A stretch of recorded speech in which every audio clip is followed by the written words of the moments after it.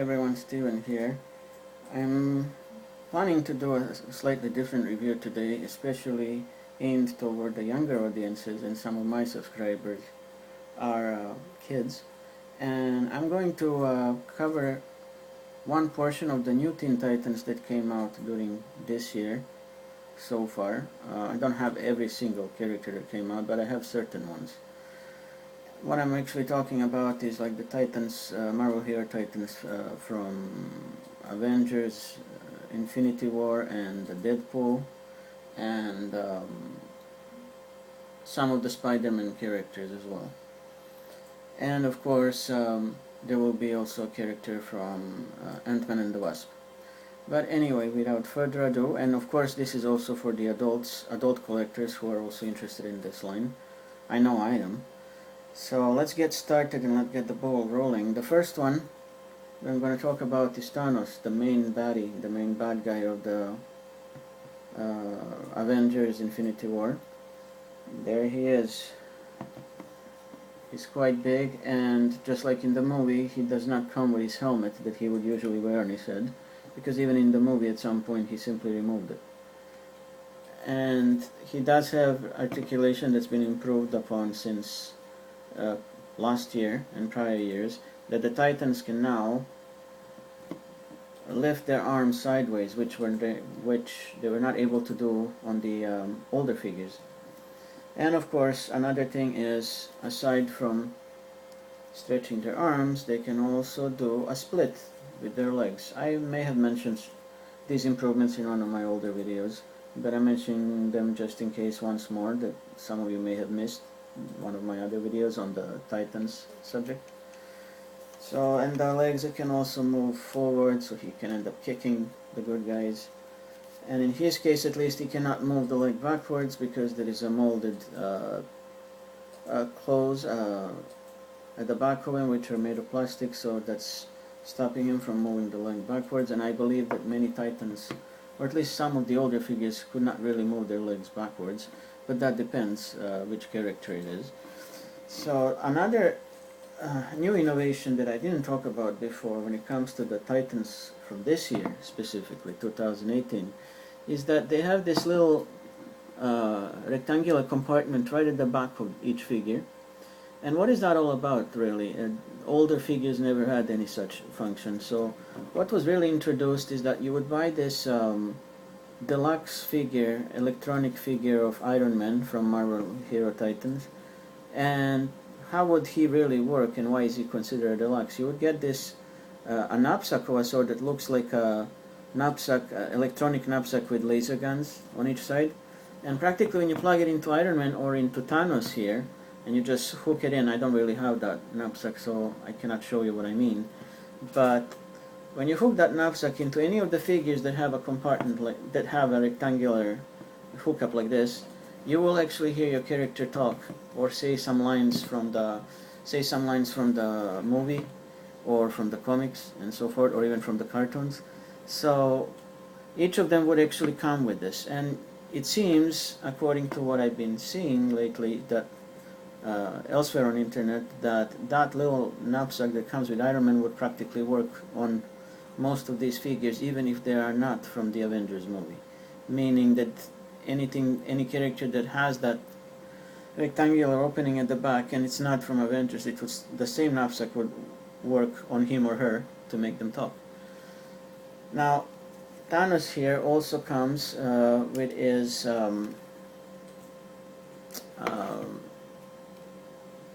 gauntlet that comes with the power stones.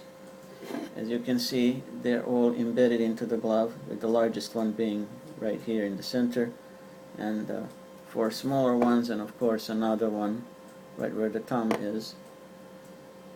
And this glove, at least as far as I can tell, it's not removable, so it's molded directly onto the figure, and he doesn't really come with any other accessories or any weapons or anything, and as I said, not even a helmet.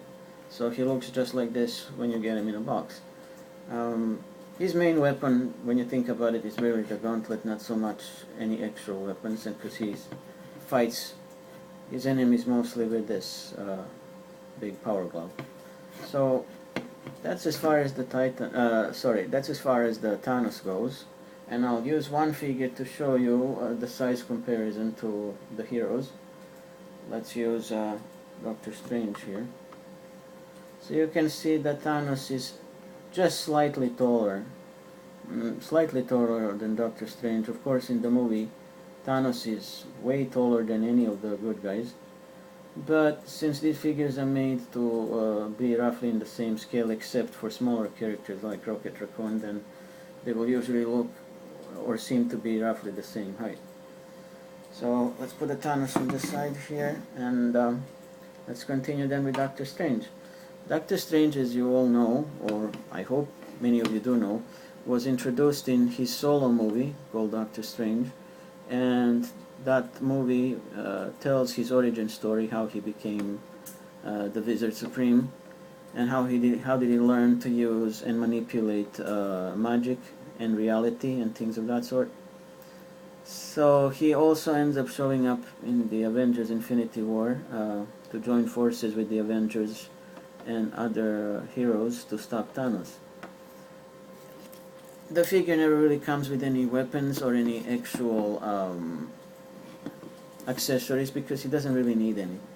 He's a magician, so, and a wizard, so all he really needs is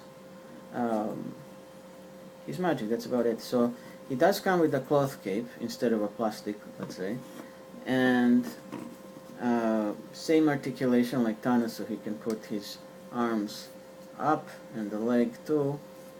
The cape cannot be removed, it's just attached at the back in such a way that it cannot. However, he also has that rectangular shape at the back where you can hook the knapsack to make him talk. And the upper part of his cape, especially around the neck area and on the shoulders, is made of plastic, or I would say soft plastic or soft rubber. So that can also not be removed. I wouldn't recommend it, it would probably break the figure. He does have his power necklace from where he draws his magic from. And what else can be said about him? He is made to look pretty much exactly like in the movie, so I think they did a good job as far as that goes. So he's also his alter ego. Before he became Doctor Strange, he was known as Stephen Strange, a famous surgeon who was very arrogant and a bit too full of himself until he had an accident himself and then discovered a completely new life and changed his ways around. So that's as far as Doctor Strange goes. Let's put him back here. The next character we're going to talk about is also from the Avengers Infinity, because also the Guardians of the Galaxy have joined forces with the Avengers in Infinity War as well, because they know exactly who Thanos is and how dangerous he is. So this is Groot, and this is the way he looks in the Infinity War. He has grown to teenage years, so he behaves in the movie very rebellious, typical teenage behavior, and he likes to play games. He doesn't like to listen to rules and things of that sort, but he does know how to fight even though he's very young. He can use the extension of his body to just capture the enemies, and he even helped Thor forge and make a new hammer for him. And this particular figure, yet again, has that compartment I keep mentioning, where you can hook the knapsack at the back of him and he will talk. At least, well, he cannot really talk when you think about it in the movies. He's always saying Groot. Every word is Groot, and it means different things. And it seems that only Rocket Raccoon and a few other people can understand him. What is he actually saying? In his case, he can also move the arms sideways and the legs too, and the head, of course, can move left to right. And he's slightly smaller figure because he's supposed to be, in order to represent roughly the teenage years. So let's just put him next to Doctor Strange again for the sake of comparison, and actually I may be wrong, because they're trying to stick to the original height of all the figures except, as I said, except a few who are smaller. So I was wrong about that. It seems that he's roughly the same height as the regular figures. There is not much of a difference in height. They're pretty much the same. Maybe Groot is just a bit slightly smaller. These tree extensions make him look taller on top of his head. So that's Groot, everyone. And now we'll continue with some of the other fellas who are not from Infinity War. Some of these figures are from last year, so it took a while to come across them. For example, and due to the fact that the same figure was released just now from the Titans, using the same mold, here is Carnage. He was also re-released this year because of the Venom movie that's in the theaters right now. And the same figure was released last year for the first time, and now he was reissued again this year because of the movie. And the Venom figure, the revised one, I have the older version of Venom, but the new version of Venom Titan figure looks exactly like this, with the same face and facial expression, except he's colored in black color instead. And the hands of Venom look pretty much the same as those of Carnage. So it was just a simple repaint, nothing much. Carnage here can put his arms slightly to the side, so this is the stage when they were not able to move their arms and legs all the way. I mean, their arms were not able to move all the way sideways, and the legs at that time were already able to do a full split. But with the shoulder articulation, it was still at a beginning stage, until this year when they could actually put their arms up sideways all the way. His hands are molded to look like tendrils or claws, because Carnage usually looks that way. He does not come with any interchangeable hand attachments to show some of his other weapons he can create using the symbiote that he wears, meaning this entire red costume is actually a living being called symbiote. And the same one infected the person who became Carnage, and it also infected Eddie Brock, who became Venom, and several other characters as well, at least in the comics. So that would be Carnage. And the next one I would like to mention is Scarlet Spider-Man, and that's him right here. He has a molded, sculpted blue shirt, or that looks more like a hoodie, because there is a molded hoodie at the back here that you cannot put over his head, and the articulation is pretty much the same, so he can already put his arms more up. The legs still go sideways at that point, and this figure roughly showed up, at least in Canada, it showed up roughly end of last year, so around December. He does have a belt that's not removable, that goes all around his waist, and he doesn't come with any accessories. The other thing that's sculpted onto him that also cannot be removed is these bracelets. He has them, silver bracelets, that he has one on each wrist, and there is also 4 small molded cartridges from where he can shoot the web. Now, of course, this is not the original Spider-Man. This is supposed to be a clone of Spider-Man who was created by some scientists who work for the main bad guy, Kingpin. So this is just a clone of Spider-Man, but he looks the same as him under the mask. The only difference is that the clone, at least in the cartoon series, the clone changed the hair color and the hair type, but otherwise he's still by looks the same person as Peter Parker, and of course he also changed his name so that he doesn't have the same name. He's calling himself Ben Reilly. And this version of Spider-Man is mostly famous dating back to the period of 1990s when he was roughly introduced in the comics. And Looks pretty good in the sense that this is pretty much exactly how he would look in the comics and the cartoon. So that would be Scarlet Spider. The next one we have here is one more version of Spider-Man. And if you ask me, these days there is so many versions of Spider-Man, way too many. They keep changing his costume endlessly. And then there is so many different Spider-Man coming from different dimensions and yada yada yada. But this one is called Big Time Spider-Man. Not really sure about his origin because it's sometimes getting harder to follow which Spider-Man is who and where does he come from, or even Spider-Girls, there is so many versions of them now. But this figure is again from last year, and at that time he could not. At that time, the introduction of the articulation in the shoulders that he can pull his arms sideways was not introduced yet, so he cannot do that. He can only put them front and back. And the legs at that time were also not having any articulation in the hips, so he cannot do the split, so he can only put his leg up straight and this much at the back as well. And of course, the other way you can tell the figures from 2017, they don't have that chip compartment or the area where you can hook the knapsack. It was not made at that time. The idea was not introduced at that time.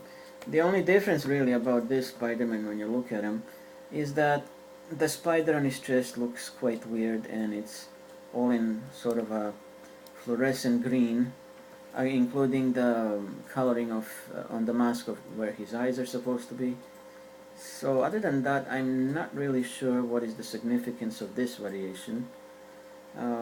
He's relatively new, newly introduced to Marvel a few years back, I guess. But yeah, his name is a Big Time Spider-Man, and that's all I can really say to you about him. The figure looks still pretty decent. And now I'm going to talk about a different guy. He is from Iron Man, but of course not from the Iron Man, well, not quite from the Iron Man movie. This one is more based on comics. And I'm talking about the Iron Patriot. And there he is. Or in this case, this could be also interpreted as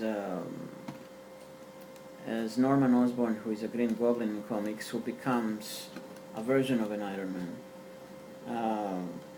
And this is pretty much how the armor would look like. So this is not Tony Stark underneath. He has the coloring scheme of his armor is blue, red, and white with a white star. So it practically resembles Captain America's costume, and of course it's still not, and it's also not Steve Rogers under here. So it could be either Norman Osborn, or who is mostly known for being the Green Goblin, the most evil enemy of Spider-Man, or it could be the War Machine, who just upgraded his armor. But either way, these colors of this particular Iron Patriot, they look quite bright compared to the movie version that came out back when the Iron Man 3 was out, the movie. And the colors are more lighter in appearance. He doesn't come with any accessories, which is sad, because the version from the movie had a attachable laser cannon on one of the shoulders. But this fellow unfortunately doesn't come with any accessories or any lasers. But at least he still looks rather good. The mask, of course, is not removable. The arms can move back and forth, and unfortunately they cannot do the side. They cannot move sideways because the figure is from the last year. And of course the legs cannot do a split, but they can still move forward about that much, and to the back he cannot move due to the anatomy of his armor that covers his lower backside. So that would be Iron Patriot, but predominantly based on comics rather than the movie. And the last one, as far as this bunch of Titans goes, is a character that most of you, I'm pretty sure, are very familiar with, and that would be Deadpool. He already had 2 movies out, and this figure of Deadpool from the Titans came out this year, earlier this year. And there we go, here it is, here he is. Wade Wilson, also known as Deadpool. As you can tell, he's pretty much looks exactly the same the way he would look in the comics. Of course, omitting the coloring of his boots, so it was used just in plain red color. But when you look at the upper part of him, he does really look like Deadpool, so there is no way of mistaking him. He has a red mask and a cross belt, and also a brown belt where he keeps his ammunition and things of that sort. There is no way to store the swords, or the sword, because he only comes with one samurai sword. There is no way of storing it at the back one because there is no sheet, the sword cover for it. That's usually attached to the back. And this is how the samurai sword that comes with him looks like.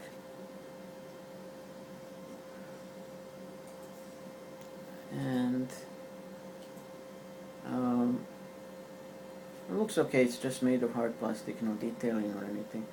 And he can only hold it in one hand. And why do I say that? Because only his right hand was molded open so that he can hold the sword. And the other hand cannot hold anything due to the fact that it was folded, that it was molded as a fist. So closed hand. Now the only other thing that's missing in regards to Deadpool here, he does not come with any additional weapons. Because as some of you may know, that in the movies he comes with two swords, not one. And as I already stated earlier, he comes with a sword cover that's crossed because there is two swords to put his swords at the back. And he also comes with weapons such as handguns, machine guns, things of that sort. But of course, Titan's line is known not to include such weaponry due to the fact that it's aimed for kids and collectors alike, so it's understandable if he doesn't come with any of those. But at least he comes with a sword, which is still good. So Deadpool is here finally in the Titan form. Took a while to see him and to even find him, but there he is now. Now he's part of the Titan series as well. There is no deluxe version of him. This is the only version that's out there. And he comes packaged in a rectangular red box that has a drawing of him on the side. And there is no other characters from his comics or from the movie that are made into Titans except him. So he's the only one because he's the most popular one these days. So that would be Deadpool. And with this last figure, I would bring this video to a close. I will have another video coming up with ladies from Marvel Hero Titans, because now Marvel is making more of them in a Titan size. So I will be showing you next time some of them that came out so far. And that will be all for now. So thanks for watching, you guys, and catch you again later. Bye.